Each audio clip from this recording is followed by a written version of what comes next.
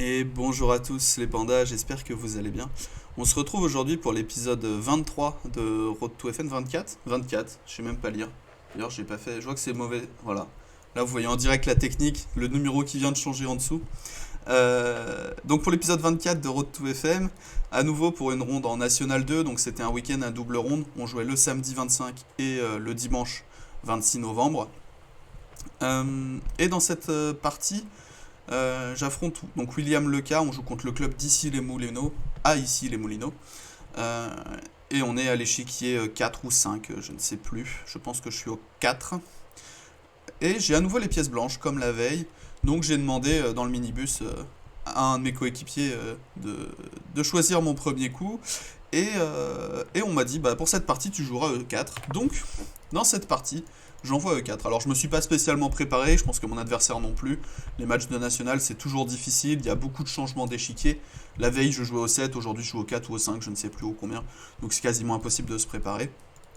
Même, enfin, nous, sur tous nos échiquiers, c'est assez homogène en termes de Hello, donc c'est très difficile de se préparer. Donc, je joue E4. Mon adversaire, c'est un homme qui a à peu près mon âge, je dirais il a entre 25 et 30 ans, il a à peu près mon âge. Et il décide de m'envoyer C5. Bon, alors C5 c'est un coup, c'est le coup qui m'a toujours embêté sur E4. Donc je continue par cavalier F3, le coup que j'ai quasiment toujours joué. Et après D6, je décide d'ouvrir la sicilienne. Pour plusieurs raisons. Parce que j'avais un petit peu travaillé déjà sur cavalier F6, cavalier C3, cavalier C6. J'avais un petit peu préparé ça contre Michael Bon à la dernière ronde de l'Ifré, donc c'était un mois avant la partie à peu près. Donc j'étais à peu près, enfin j'avais encore quelques idées là-dessus. S'il me joue la Dragon, ça me va, et s'il me joue la Najdorf, c'est la partie, c'est à peu près les trois seuls coups. Hein. S'il me joue la Najdorf, ça me va aussi. Donc il a décidé de me jouer la Najdorf. Et ici, j'ai un petit peu réfléchi. Alors, j'ai réfléchi peut-être 2-3 minutes, hein, c'est pas très long. Entre bah, tous les coups que je suis capable de jouer, donc F3, fou E3, fou G5, H3 et fou C4. Euh, c'est beaucoup de coups différents, mais en fait tout est jouable. C'est ça qui est bien avec la Najdorf. On peut vraiment s'amuser à jouer plein de choses différentes. Et je me suis dit, oh, ça fait longtemps que j'ai pas. Enfin, la dernière chose que j'ai travaillé vraiment contre la Najdorf, c'était H3. Donc je me suis dit, je vais le jouer. Je sais qu'il faut que je retravaille tour G1, G4. C'est un coup dans lequel je me sens pas encore à l'aise. Donc je vais jouer juste H3, tranquille. Je cherche à prendre de l'espace à l'aile roi. Et d'envoyer peut-être G4 pour prendre de l'espace. Mon adversaire qui envoie E5. Et je joue cavalier E2. Et il joue H5. Jusqu'ici, c'est les coups théoriques que je connaissais. Et avant de continuer dans la théorie, puisqu'en fait il y a encore quelques coups de théorie que je vais réciter, euh, ici c'est important de comprendre l'enjeu de la position. L'enjeu de la position, c'est que les noirs, ils ont un meilleur centre, puisqu'ils ont deux pions contre un, mais en réalité, s'ils n'arrivent pas à jouer le coup D5, euh, ils peuvent se retrouver nettement moins bien. C'est-à-dire que si on a ici ce qu'on appelle une case forte au centre, donc case forte en D5, et si j'arrive à rester avec un cavalier, n'importe lequel des deux, contre son fou de case noire sur cette case, il y a 99% de chances que ça gagne. C'est-à-dire que si j'arrive à échanger ces deux cavaliers, son fou de case blanche, contre mes deux fous et un cavalier, et que je reste avec spécifiquement un cavalier contre son fou de case noire, c'est quasiment 100% gagnant pour moi. Le plus dur, c'est d'arriver à le faire. Alors, pour réaliser ce type de principe, enfin ce type de plan, la pièce la plus dure à échanger, souvent pour nous, enfin, pour le joueur qui cherche à jouer cette case, c'est la pièce qui ne peut pas aller dessus, puisqu'elle ne pourra pas aller se faire manger sur cette case. Donc ici, une idée très thématique, c'est de jouer fou G5, fou prend F6, avec le clouage, pour se débarrasser d'un cavalier contre ce fou. Et ensuite, il faudra échanger fou de case blanche contre fou de case blanche, cavalier contre cavalier, et on devrait avoir une très bonne position. Donc je joue fou G5, c'est le coup théorique. Il joue fou E7, et ici je joue fou prend F6, fou prend F6. Alors pour information, fou prend F6 c'est une toute petite ligne, mais c'est une idée en l'occurrence que je comprends relativement bien. Et je joue cavalier D5 tout de suite, je m'installe sur la case forte centrale. Alors pourquoi on appelle ça une case forte? Parce qu'en fait il n'y a aucun pion qui peut venir la chasser, puisque les pions E et C ont disparu, et, euh, et du coup bah, il peut pas chasser le cavalier qui serait en D5. Et donc ce fou se retrouverait à terme dominé par le cavalier. Les idées principales pour les noirs, habituellement, c'est de venir jouer sur la case D4, puisqu'en fait, après un coup comme fou E6, cavalier EC3, très souvent, bah, je pourrais plus jouer le coup C3 parce que j'ai un cavalier en C3, et donc lui peut venir exploiter la case D4. C'est le coup habituel. Et ici, il m'a joué cavalier D7, qui est un coup que je ne connaissais pas du coup. Mais je me suis dit, bah, c'est un peu les mêmes idées pour moi, sauf que son coup, il est pas ouf. Puisqu'il n'a pas, il a pas cherché à venir jouer cette case D4, qui est le trou dans la position. Donc la position est toujours égale, il n'y a pas eu de gaffe majeure de l'un ou l'autre des joueurs. Et je me dis, ok, l'idée c'est de contrôler cette case D5. Je décide de jouer le coup fou C4. J'augmente complètement la pression sur cette case D5. Et je lui demande comment il continue. Alors, probablement il peut continuer par petit roc. Fou G5 est une idée assez classique habituellement pour essayer de mettre ce fou sur une bonne case. Et il a décidé de me jouer tour C8, qui est un coup qui me surprenait pas complètement non plus. Je joue fou B3, le fou était attaqué, je défends un petit peu mon pion C2. Et il continue par le coup fou G5, pour essayer de trouver un petit peu une case à ce fou. Je continue par petit roc, il n'y a pas vraiment grand chose à dire. Lui ne peut pas jouer petit roc à cause de dame prend H5, où je gagnerais juste un pion et il n'a pas vraiment eu de compensation pour le pion perdu. Donc il commence par G6 pour défendre son pion. Et ici c'est un peu la fin des coups que je qualifierais de normaux. Et j'ai réfléchi un petit peu. J'ai réfléchi longtemps, j'étais entre deux coups. Le premier c'était dame D3, mais je me suis dit il y a cavalier C5.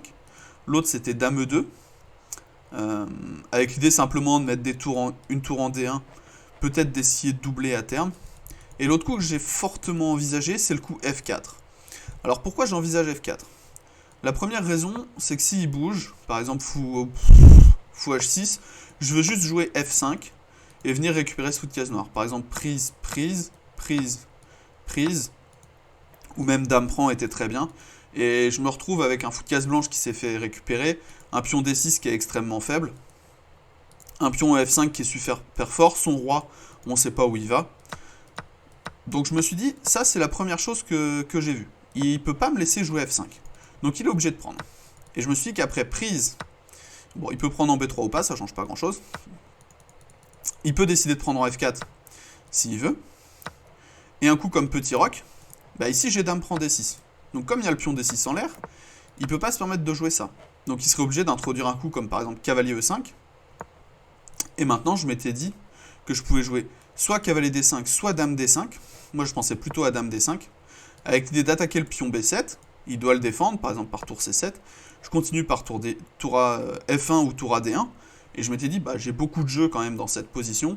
Et en pratique, je préfère clairement les blancs pour jouer ça. Son pion est faible en D6. Je vais peut-être, si je joue tour A F1, faut qu'il continue par petit roc. Je peux essayer de jouer tour F6 et essayer de m'infiltrer et gagner ce pion D6. Et je m'étais dit, ce type de position, c'est hyper agréable. Donc, il ne peut pas tout échanger, et notamment son fou de case noire, contre mon cavalier, puisqu'il se retrouve dans cette position où il n'a pas franchement envie. Et s'il décide de ne pas liquider, par exemple s'il continue par un coup comme cavalier E5, je m'étais dit, bah, je peux peut-être juste revenir en D5 avec l'un ou l'autre des cavaliers, et au final, il a toujours ce pion D6 qui est très faible. Je m'étais dit, je peux peut-être continuer par dame D5, dame D4, cavalier D5. Je m'étais dit, j'ai beaucoup de coups. Dame D5, par exemple, ça menace peut-être... le pion F7 est en l'air certaines fois, il y a le pion B7 qui peut être en prise. Et c'est assez thématique ici, quand l'adversaire a pas roqué, d'essayer de faire disparaître les pions centraux. C'est quelque chose qu'on dit souvent. Lorsque un adversaire ne roque pas, on cherche à faire disparaître les pions centraux. Et c'est lui qui a des problèmes. Donc c'est pour ça que j'envoie ce coup F4 dans la partie. Mon adversaire qui prend, je reprends du cavalier, c'est le coup que j'avais prévu. Il joue fou prend B3, pion prend B3. Et ici, il me surprend, il joue dame E7, qui est un excellent coup, hein, en vrai.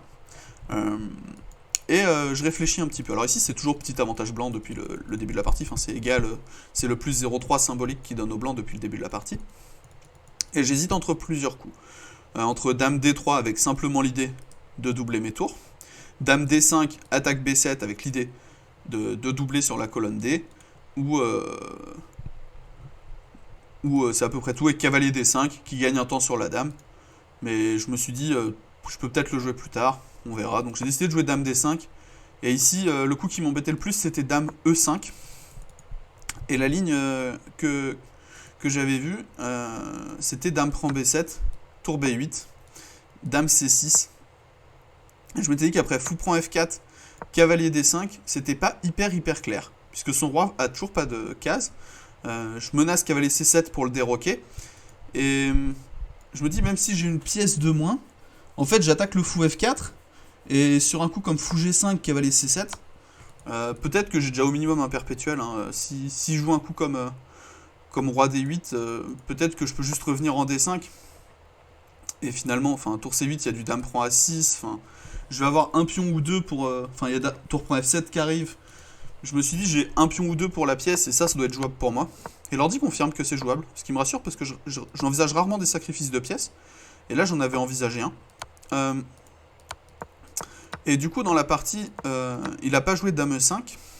Il a joué à la place le coup cavalier E5.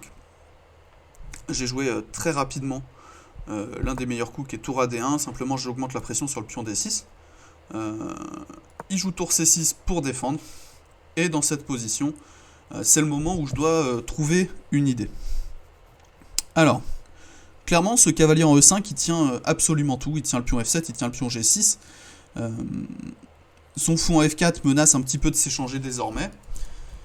Et j'ai eu du mal à trouver une idée dans cette position. Le pion D6 est tenu.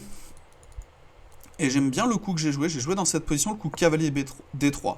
En fait, ce que je veux, c'est échanger sa meilleure pièce. Sa meilleure pièce étant ce cavalier en E5.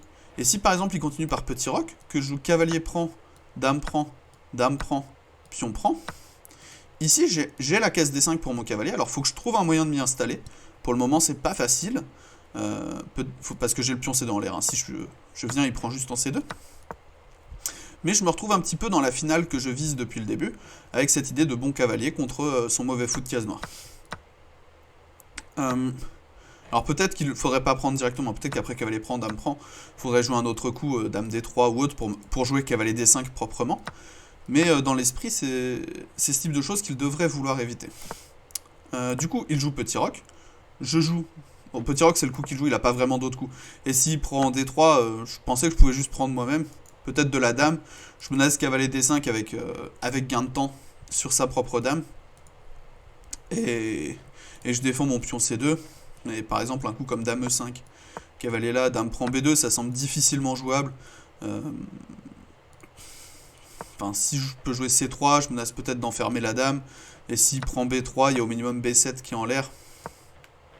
Enfin, dame G3, on peut attaquer là, on arrive partout. Enfin, ça a l'air catastrophique pour les noirs. On va probablement juste gagner. Je sais... Enfin, l'ordi donne à peine plus 1, mais ça me semble injouable pour les noirs en pratique. Donc il n'a pas joué cavalier prend D3, il a joué petit roc ici. Et j'ai continué par cavalier prend E5, qui était mon idée.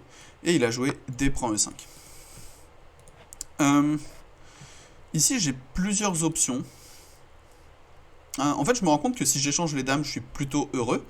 Et du coup, je propose l'échange des dames en D7. Alors, une fois que j'ai expliqué le plan, qui est simplement de se retrouver avec un cavalier contre un fou, on va comprendre assez bien les coups que j'ai joués. Alors, je pourrais jouer également dame D3 pour défendre C2 et essayer de jouer cavalier D5.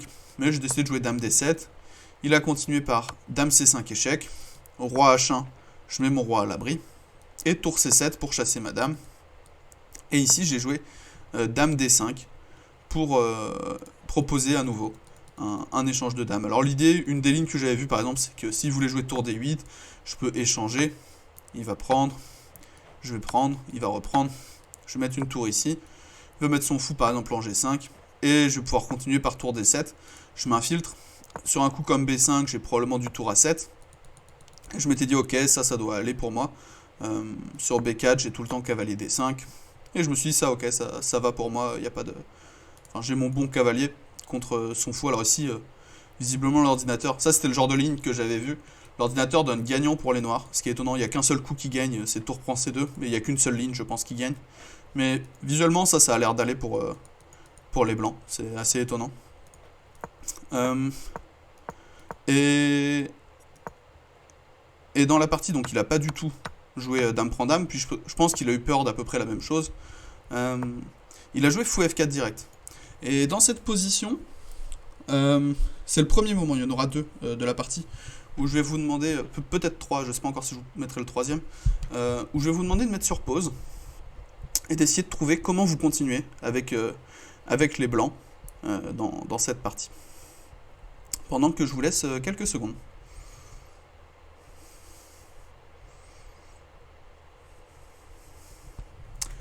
Alors, pour ceux qui ont trouvé, félicitations à vous.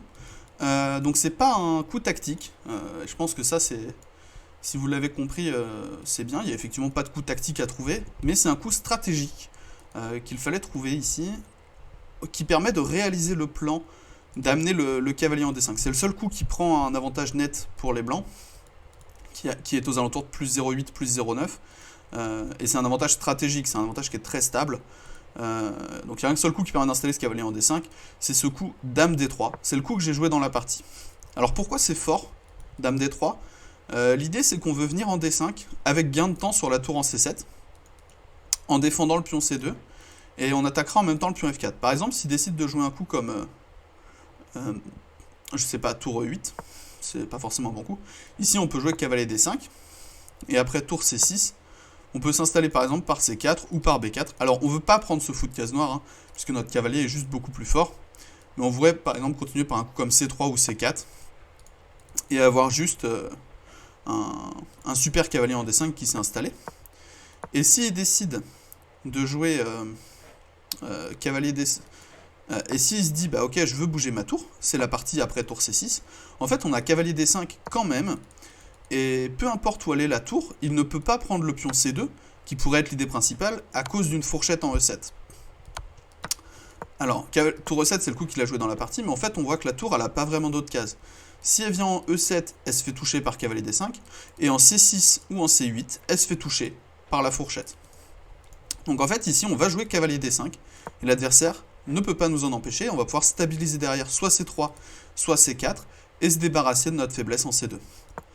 L'adversaire qui joue fou G5, et ici j'ai décidé de jouer le coup C3. Alors, pourquoi j'ai pas joué C4? En fait, si je joue C4, j'avais un petit peu peur du coup B5. C'est pas forcément très grave, mais je m'étais dit, bah il attaque juste le pion C4, et si je prends et qu'il reprend, j'ai rien gagné. Et en fait, il attaque juste le pion C4, et je peux pas le défendre par tour C1 parce que c'est en prise. Donc je comprenais pas trop l'intérêt de jouer C4 directement. Alors ici, l'ordinateur donne net avantage après Dame F4, enfin après Dame G3 qui attaque le fou. Fou prend, cavalier, enfin fou F4, cavalier prend, pion prend et Dame prend. Et ça, il donne net avantage. Petit personnage, je trouve pas ça hyper clair. Je pense qu'on a juste un petit peu trop d'attaque. On va jouer E5, E5, E6 et que c'est un poil compliqué. Mais en tout cas, j'ai pas vu le coup Dame G3 sur C4. J'ai joué C3 qui est plus simple. Je me dis, je vais consolider d'abord, jouer C4 dans un bon timing. Et de toute façon, il pourra jamais vraiment jouer B5, puisque le jour où il joue B5, par exemple s'il joue B5 tout de suite, ce qu'il a fait, c'est qu'il a arriéré son pion en A6, donc je vais pouvoir jouer un coup comme B4, il va reculer par exemple Dame D6, et je vais jouer par exemple tour A1, et aller attaquer ce pion, tour A5, l'autre tour en A1, et essayer de gagner ce pion A6. Et je me retrouverai avec un super cavalier, et lui qui a une faiblesse en plus sur ce pion A6. Donc je me suis dit, ok, il peut jamais vraiment jouer ce coup B5. Donc je joue juste C3. Et il joue H4. Alors H4, c'était le coup qui m'embêtait. Parce qu'en fait, je me suis dit, peut-être maintenant je menace des coups comme Dame G3. Ou des coups comme G3, H4 moi-même. Pour prendre un petit peu d'espace à l'aile roi. Et là, il joue le coup H4. Et mon roi qui se retrouve un petit peu faible. Puisqu'il aura un petit peu plus de mal à s'enlever s'il y a un souci. Mais ça reste petit avantage blanc cette position. Je continue par tour F3. Alors l'idée c'est soit de doubler sur la colonne F, soit de commencer à doubler mes tours, être prêt à le faire, d'empêcher les idées à base de fou E3 dans certaines lignes, peut-être pouvoir jouer du C4, du B4. Simplement c'est un coup qui perd pas. Et j'empêche également le coup F5, qui était une de ses idées. Une des idées lorsqu'il y a un cavalier en D5, ça peut être de le déloger en allant chercher le pion E4, mais là il peut juste pas le jouer, hein. Je vais juste au minimum gagner un pion. Donc c'est juste injouable pour lui. Et je m'étais dit, bah, je vais juste doubler derrière ma tour, attaquer le pion F7, et je vais créer des petites menaces, et c'est à lui de trouver comment il joue. Et je commençais à me dire, bah, peut-être s'il fait rien, je vais jouer tour F1, tour F2, dame F1, et vraiment mettre une très grosse pression sur ce pion F7, et c'est à lui de trouver comment défendre ce pion. Il n'a pas vraiment d'idée en attendant, donc je vais juste améliorer toutes mes pièces, et on verra comment lui continue. Donc il m'a joué roi G7, j'ai joué tour DF1, ici on a plus beaucoup de temps tous les deux, donc je décide de jouer relativement rapidement, il me joue tour D6, il attaque il cloue mon cavalier, et j'en profite pour jouer B4, il peut plus jouer dame C4 pour échanger les dames, même si échanger les dames serait à mon avantage, et il joue dame C6, et je joue désormais C4, pour stabiliser mon cavalier en D5, et je me retrouve avec cette position qui visuellement a l'air écrasante, l'ordinateur donne encore à peine plus 0,1, donc on est sur quelque chose d'égal. En pratique, c'est très dur à jouer pour les noirs, mais l'ordinateur considère que c'est égal. Il me joue F6, et ici, avec très peu de temps, je me suis dit, je vais juste jouer un coup qui perd pas. Je vais jouer tour 3, F2, l'idée ça va être de jouer B3, peut-être de préparer un doublement sur la colonna pour essayer de jouer B5, ce genre de choses. Il décide de jouer tour FD8, et je joue dame E2, je m'enlève de ce vis-à-vis qui commençait à être un peu désagréable, et il continue par dame D7. Alors, bon, de toute façon, le cavalier va pas bouger, il fait un énorme bouchon sur cette colonne, donc il peut pas faire grand-chose. À ce moment-là, je comprends que peut-être un jour il veut jouer B5. Alors B5, jamais vraiment jouable, il y a toujours ces idées de tour à 1, mais je me dis, dans le doute, je vais continuer à consolider, je joue juste B3, je consolide ma position, j'attends de voir ce qu'il fait, et lui, il doit continuer à jouer un coup puis un autre, et moi, j'ai des idées d'amélioration de la position. Donc il joue dame C6, on voit là vraiment qu'il commence à manquer de coups. Je joue tour F3, avec peut-être l'idée de venir avec dame F2 pour essayer de prendre ce pion F6. Et c'est le moment où il décide de me jouer B5, et je lui joue très rapidement l'idée que j'avais sur cette idée B5. Je joue tour A1, avec l'idée de venir attaquer ce pion A6. Il joue tour 8 D7, je joue tour FF1, avec l'idée de jouer tour A5, tour A1, dame A2, et d'augmenter la pression au maximum sur ce pion A6. Il joue tour D8, je joue tour A5 pour aller doubler, tour B8, tour A1, et il me joue pion prend C4, je joue rapidement pion prend C4, et le 40e coup est passé. Et on est dans cette position, donc il me joue roi H6, voilà, c'est la fin du Zeitnot. On a une trentaine de minutes chacun à nouveau. Et il faut trouver un coup. Alors, la position est devenue complètement gagnante pour les blancs depuis qu'il a joué B5 et pion prend C4. Donc B5 était déjà une première grosse faute, et pion prend C4 était une deuxième grosse faute. Et ici, je comprends globalement que sur toutes les idées à base de C5, son idée ça va être de jouer le sacrifice de qualité, et d'avoir cette marée de pion, mon roi qui peut être un petit peu faible, le pion B4 qui vient un petit peu faible. Et je me suis dit que tous ces sacrifices de qualité en D5, ils sont pas hyper clairs pour moi, avec la marée de pion qui arrive, le fou qui est pas si mauvais, le fait qu'il commence à liquider les pions à l'aile dame. Et je me suis dit, ok, je vais essayer d'éviter ce sacrifice de qualité. Si j'ai deux pions qui soutiennent mon cavalier, c'est injouable pour lui. Et je continue juste par dame A2, je viens soutenir mon cavalier en D5 une fois de plus, et il continue par le coup tour C8. Et dans cette position, c'est la deuxième fois que je vais vous demander de mettre sur pause la vidéo, pour essayer de trouver comment est-ce que vous continuez dans cette partie, pendant que je vous laisse quelques secondes.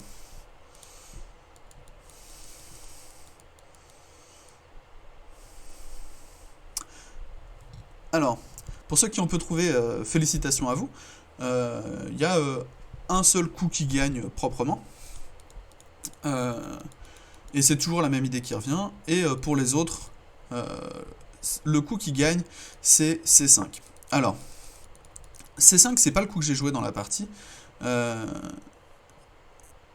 Et je vais vous expliquer pourquoi après. En fait, C5, l'idée, on veut juste chasser la tour. Par exemple, il va jouer tour E6. Et on va juste gagner le pion A6. Et après, dame prend, tour prend, dame prend, tour prend, tour prend. On a juste deux pions passés liés. Et ça gagne tout seul. Donc, il y a vraiment... C'est juste les deux pions vont avancer ensemble. On va jouer C6, C7. Et on va juste avancer tout droit. En avant les éléphants, comme on dit. On a la seule colonne ouverte. Enfin, il y a vraiment pas grand-chose à regarder dans cette position. C'est juste complètement gagnant pour les blancs. Donc ça, c'est la première option. Le coup cavalier D7, et ça, j'avais vu que ça marchait pas. Moi, ce qui me faisait peur, c'était le coup dame prend E4. Et avec l'idée, si cavalier prend C8, on a tour D2. Et ça me faisait super peur.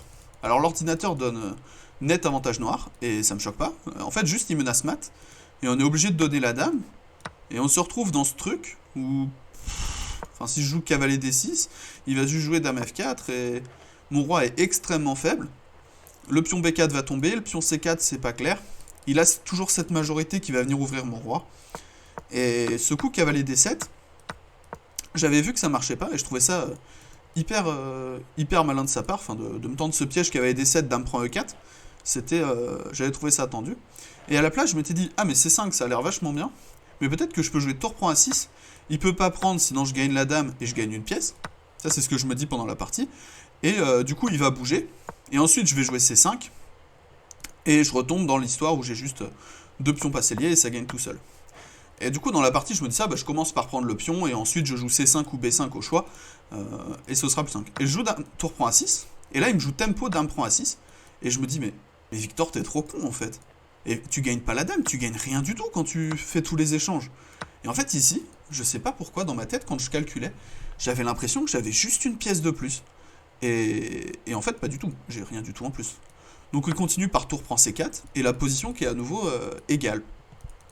Alors, je m'en tire bien, puisqu'en fait après le coup B5, tour prend A4 c'est le coup qu'il joue.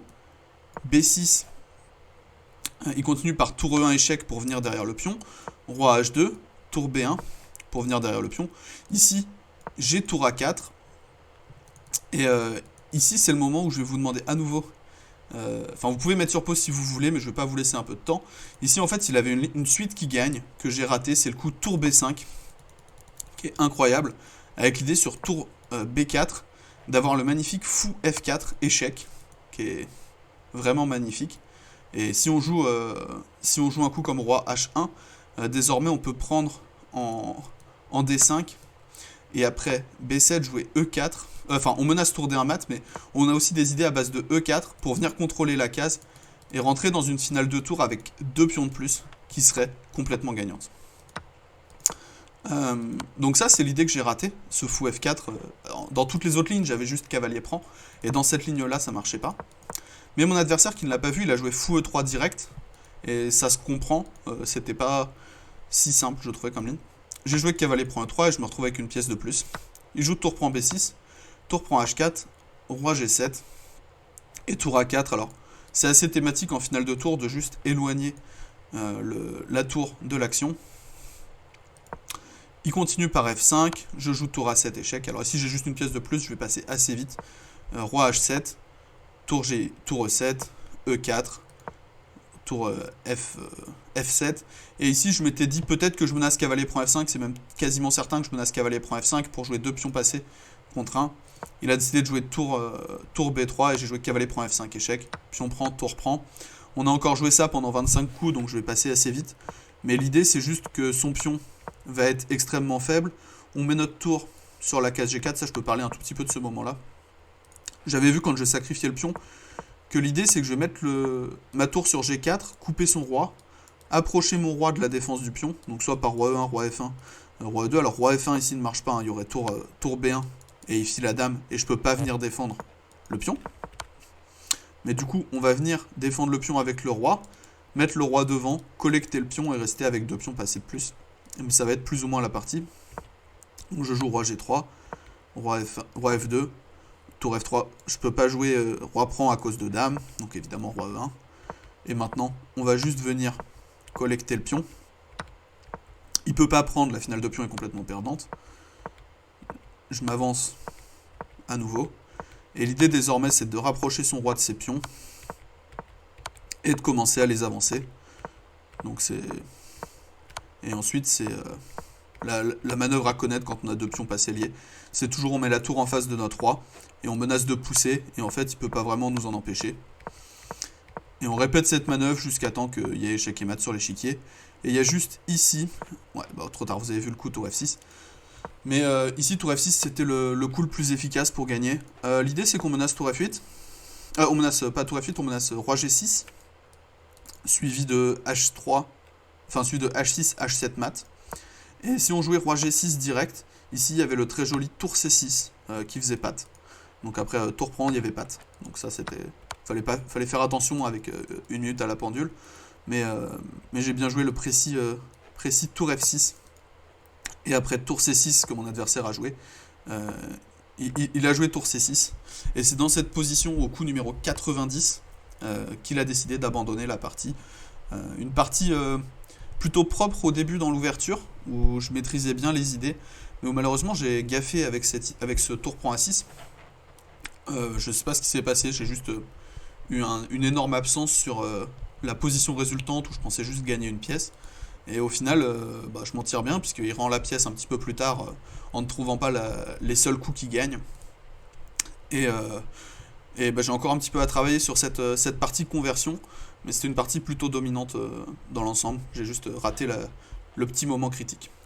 Sur ce, j'espère que cette vidéo vous a plu.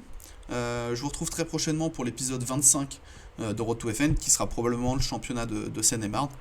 Et en attendant, je vous fais des bisous, et vous pouvez reprendre une activité normale.